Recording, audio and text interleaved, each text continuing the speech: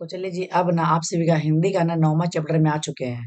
मतलब ना प्रायगित और समाज में जितने भी सारे ऑब्जेक्टिव है ना पूरा के पूरा समाप्त करने वाले। इसके पीछे ना आपको हम चैप्टर 1 से 8 तक जितने भी थे ना ऑब्जेक्टिव सारे के सारे बता दिए हैं, ठीक है? तो आप लोग जल्दी से जल्दी वहाँ पे जाके ना प्लेलिस्ट बना हुआ है मेरे भाई, देख लीजिएगा, ठीक है? और आज पूरा के पूरा ना प्रायगित और समाज को ना समाप्त करने वाले हैं, ठीक है? प्रायगित और समाज इसमें जितने भी सारे ऑब्जेक्टिव है ना पूरा के पूरा बताने वाले हैं, ठीक है? इसलिए ना आप लोग क्लास को ध्यान से देखिएगा, ठीक है? देखते के साथ ही ना आपको पूरा के पूरा प्रश्न याद हो जाएगा, ठीक है? तो चलिए ना क्लास को स्टार्ट करते हैं, ठीक है मेरे भाई? चलिए थोड़ा सा आप लोग रुकिएगा, ठीक है? रुकिए ना, क्लास को स्टार्ट करते हैं जी। 9वां नंबर चैप्टर है ना, चलिए रुकिएगा 1 मिनट। हम्म चलिए, ये जो है ना आपका पहला प्रश्न ध्यान से समझिएगा कि आखिर जो बोल रहा है ना कि प्रागीत और समाज मेरे भाई जो है ना गद्य की कौन सी विधा। कहने का मतलब ना कि प्रागीत और समाज आखिर क्या है ना? आखिर क्या है, कहानी है, निबंध है कि जीवनी की डायरी है, ये बताना है। तो देखिए प्रागीत और समाज, देखिए प्रागीत और समाज को जोड़ दीजिए आपस में, मैंने एक बंधन बना लिया। बंधन मैंने निबंध हो गया, ठीक है? ऑप्शन नंबर ए याद रखना है। अगला है जी, ध्यान से समझिए, ठीक है? देखिए प्रागीत और समाज किस प्रकार का निबंध है। आखिर ये तो निबंध है, ये तो पता चल गया, लेकिन किस प्रकार का निबंध है ये बताना होगा, है ना? चलिए, तो आपको पहले ही बता चुके थे क्या जी, आलोचनात्मक है ना, आलोचनात्मक है। ऑप्शन नंबर मेरे भाई ए याद रखना, ठीक है? अगर आपसे पूछेगा ना कि प्रागीत और समाज किस प्रकार के निबंध है, तो आलोचनात्मक, है ना? इतना आप लोग मार के आइएगा। अगर आप लोग जितना बता रहे हैं ना प्रश्न, अगर आप लोग उतना सारे प्रश्न कर लेते हैं, तो पूरा गारंटी लेते हैं कि इससे बार आपके एग्जाम में एक भी प्रश्न आइए ना करेगा। आगे है, नामवर सिंह का जन्म भाई कब हुआ था? देखिए, क्योंकि प्रागीत और समाज के लेखक ही नामवर सिंह है, ये याद रखिएगा इसमें कि प्रागीत और समाज के लेखक कौन है, नामवर सिंह है, ये भी बात याद रखना है। और नामवर सिंह का ना मेरे भाई जन्म बताना, आखिर जन्म कब हुआ था, ठीक है? देखिए जन्म पे तो हम वीडियो वगैरह नहीं बनाए हैं, लेकिन आप लोग अगर कमेंट रहा ना तो बहुत ही जल्द ना इस पर वीडियो आएगा, है ना? क्योंकि इसका कहानी की तरह ना मेरे पास है, लेकिन वीडियो अभी नहीं बना है, ठीक है? चलिए, मतलब ना 28 जुलाई 1927 में, ठीक है मेरे भाई? ऑप्शन नंबर ना याद रखिएगा। अगला चलिए, प्रागीत और समाज के लेखक का मतलब नाम क्या है? अभी जस्ट आपको हम ऊपर ही बताए थे कि प्रागीत और समाज को मतलब जो है ना इनका लेखक कौन है, तो नामवर सिंह अभी जस्ट ऊपर ही बताए थे ना आपको। मतलब ना ऑप्शन नंबर इसका ना सी से होगा, ठीक है? Option number C is the right answer. अगला देखिए, प्रागीत किसे कहा जाता है? प्रागीत किसे कहा जाता है भाई? प्रागीत एक तो समाज होता है, समाज तो जानबे करते हैं, लेकिन प्रागीत किसे कहते हैं? तो है ना गीति काव्य को कहते हैं ना। कि किसे कहते हैं भाई? गीति काव्य को ही कहते हैं प्रागीत, ठीक है ना? प्रागीत किसे कहते हैं? तो गीति काव्य को ही प्रागीत कहते हैं। अगला, आलोचनात्मक सॉरी आलोचना नहीं जी, चलिए, आलोचना पत्रिका का संपादन किसने किया था? मतलब ना जो आलोचना पत्रिका था उससे मतलब जो है ना मन लिखने वाले कौन थे, संपादन करने वाले कौन से, मतलब प्रकाशित करने वाले कौन थे, सब वही बात हुआ। तो आपको पहले ही बता चुके थे कि नामवर सिंह होगा, है ना? ठीक है भाई, नामवर सिंह ना, क्योंकि लेखक के नामवर है तो नामवर सिंह ने करेगा।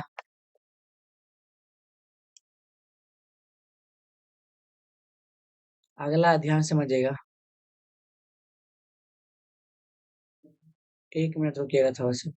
देखिए, नामवर सिंह को किस पुस्तक पर साहित्य अकादमी पुरस्कार मिला था भाई, है ना? नामवर सिंह को ना किस पुस्तक पर साहित्य पुरस्कार मिला था, ये बात को हमेशा ध्यान दीजिएगा, ठीक है? तो देखिए इसका राइट आंसर क्या होगा पता है ना? ठीक है, इसका जो राइट आंसर होगा आपको हम बता देते हैं। किधर है? हाँ, छायावाद है, छायावाद गलत है। आधुनिक आधुनिक कैसे हो सकता है, संभव है नहीं। अभी तो संवाद फंदात कुछ ना होगा, होगा तो आपका कविता के नए प्रतिमान, है ना? कविता के नए प्रतिमान, ऑप्शन नंबर बी। अगला, राम की शक्ति पूजा के कवि का नाम क्या है? जो राम की शक्ति है ना उस पूजा के कवि का नाम क्या है ये बताना है। निराला।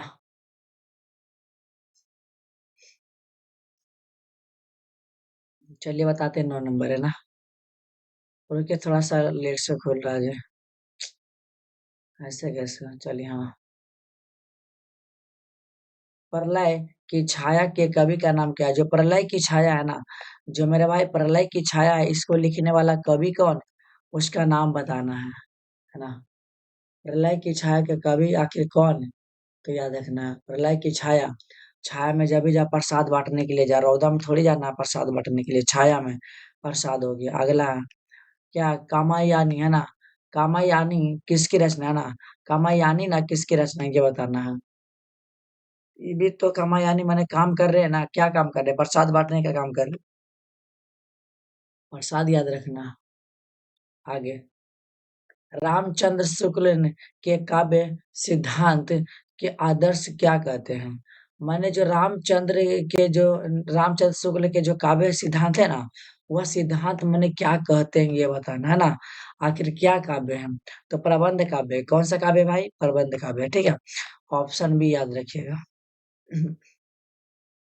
अगला, विनय पत्रिका के रचनाकार के नाम कौन है? मतलब कि एक पत्रिका है भाई, जिस प्रकार से पेपर ऊपर निकलता है ना, उसी प्रकार से यहाँ एक विनय पत्रिका है। उसको लिखने वाले कवि का नाम क्या था? तो तुलसी जी लिखे थे। कौन लिखे थे? तुलसी जी लिखे, है ना। आगे, स पर स्वीकार है ना? कविता के कवि का नाम क्या है? ठीक है। श पर स्वीकार है कविता के कवि का आखिर नाम क्या है? तो मुक्ति बोध नाम है। क्या नाम है मेरे भाई? मुक्ति बोध नाम है। अगला है ना, नामवर मुख्यतः किसके माने किनके शिष्य माने जाते हैं? माने नामवर ना किनके शिष्य है, ये मतलब माने जाते हैं नामवर। तो ये जो है ना आपका हजारी प्रसाद द्विवेदी का है ना, इनका गुरु कौन है भाई? हजारी प्रसाद द्विवेदी ना।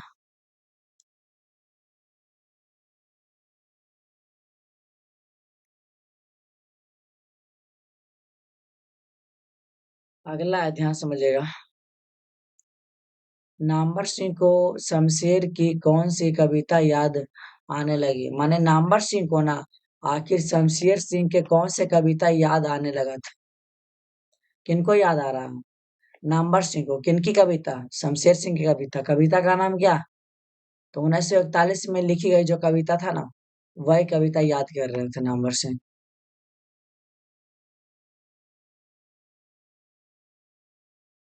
शमशेर की कविता सुनने, देखिए सुनने किसकी याद आने लगी? माने जब शमशेर की कविता सुने ना, तो किसकी याद आने लगी?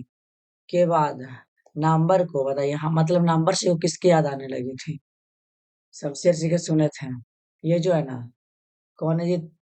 थियोडोर एडोनो है ना। क्या है? थियोडोर एडोनो की याद आने लगी थी ना, मतलब थियोडोर एडोनो की याद जो है ना आने लगी थी मेरे भाई।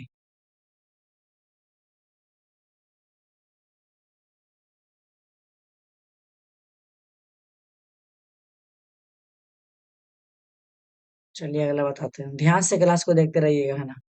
जब तक एग्जाम नहीं आता ना, तब तक आप लोग तो वीडियो को देखते रहिए ना।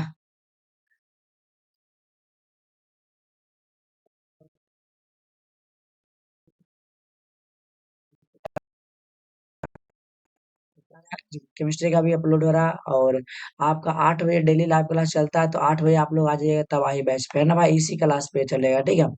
8 बजे डेली लाइव क्लास चलता है, लाइव क्लास में आप लोग भी ज्वाइन हो जाइएगा ना। चलिए, त्रिलोचन त्रिलोचन ने ज्यादातर क्या लिखा था? मतलब जो त्रिलोचन थे ना, सबसे ज्यादा मतलब क्या लिखे थे, ये बताना। तो क्या सोनेट लिखे थे, ठीक है। क्या भाई? सोनेट लिखे थे। आगे, तन गई रीड़ के कवि का नाम क्या है? मतलब कि कवि है भाई। तन गई रीड़ के कवि के नाम क्या है ना, ये बताना है। तो नागार्जुन नाम है ना। क्या है मेरे भाई? नागार्जुन नाम है। रुकिएगा थोड़ा सा।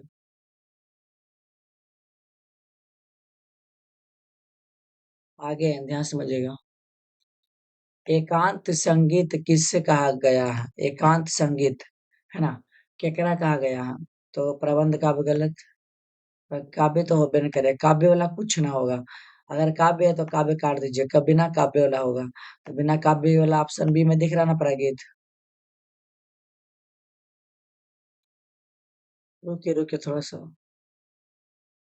कविता पर कविता पर किसके दबाव तीव्रता से महसूस किया आ रहा है ना, सॉरी सॉरी किया जा रहा है ना। चलिए, कविता पढ़ना, किसका दबाव तीव्रता से महसूस किया जा रहा है।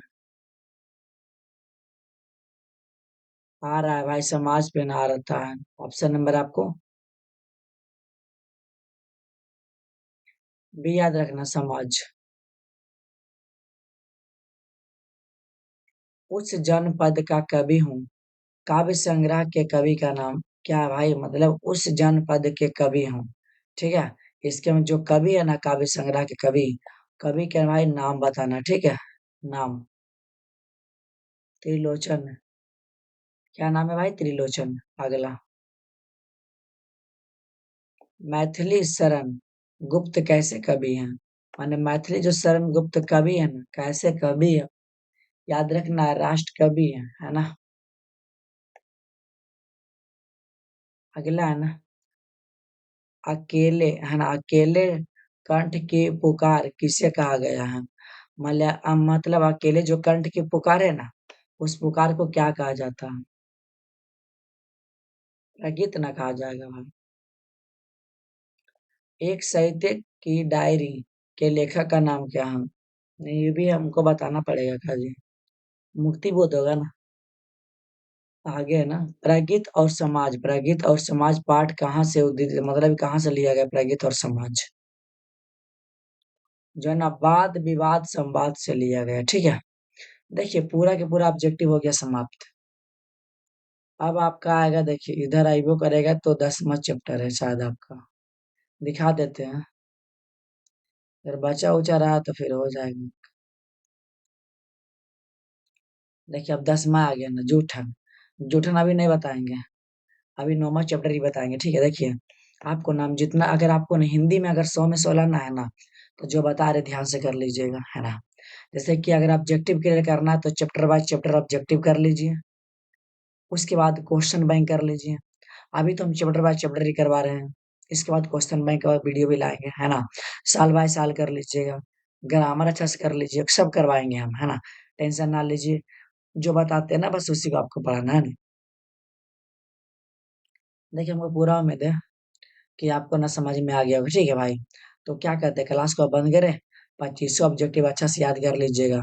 और जो लोग चैप्टर 1 से 8 तक नहीं देखे, हम तो 9 तक हो गया है, सभी लोग देख लीजिएगा, ठीक है। एकरा से बाहर आपके एग्जाम में अइबे ना करेगा। देखिए, हम वही सा प्रश्न बताते हैं जो कि आपके एग्जाम में मतलब आएगा, ठीक है मेरे भाई। मतलब अइबे ना करेगा, ये नहीं तो बता रही सब प्रश्न, ठीक है। तो मेरे हिसाब से अब क्लास को ना बंद करना चाहिए, ठीक है। और डेली ना लाइव क्लास में जुड़िएगा। और हाँ, आप लोगों को अगर हमारे वीडियो पसंद आ रहा ना जी, तो अपन दोस्त के भेज दिए, समझ ला। और उनका बोल दिया कि ला तबाही बैच आगलो तो हन्नी के अपन भाषा में पढ़ावेला। मैंने ठेठ हिंदी है ना, मगही भाषा में, देहाती भाषा में पढ़ाई है ना। और हाँ, मेंबरशिप में ना ज्वाइन हो जाइए, समझ ला। और हम 30 को 40 को रुपया लगा को ज्वाइन हो जाइए, मतलब साल भर पढ़िएगा, फ्री में पढ़िएगा। टॉपर भी आपको बना सकते हैं ना, लेकिन आप मेहनत कीजिएगा तब मेरे भाई, है ना। ठीक है, तो क्लास को बंद करते हैं ना। ठीक है मेरे भाई।